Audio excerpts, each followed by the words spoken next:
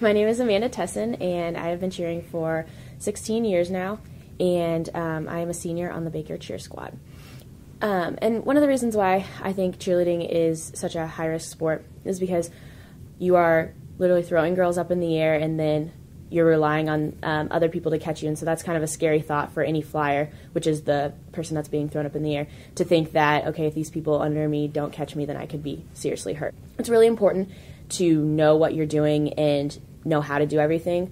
So it's a lot of technique, because if you don't know what you're doing, then you're putting everyone else and yourself at risk. There are a lot of concussions in cheerleading, because one of the main things is when you're throwing the girl up in the air, she's not just flying straight up and then coming down feet first. A lot of the time she comes down head first because she's flipping in the air or turning and things like that. So there are a lot of concussions that can happen from that.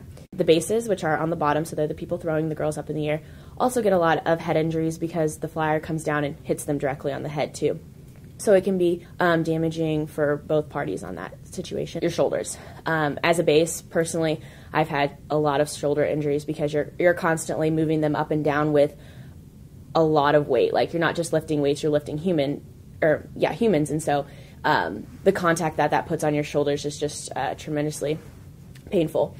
I've seen a lot of broken arms, and wrists is the main thing, because you're really flexing your wrists back and forth a lot when you're throwing people up in the air or twisting them with your hands and such. I am one of those cheerleaders. I have to tape my wrists and wear braces because I've sprained my wrists so many times. It's just it's incredible the amount of times that you can hurt your wrist. It's one of those sports that you have to know what you're doing. You can't just come in thinking, oh, I can cheer. You really have to know what you're doing, and you have to study the craft, because injuries can happen constantly.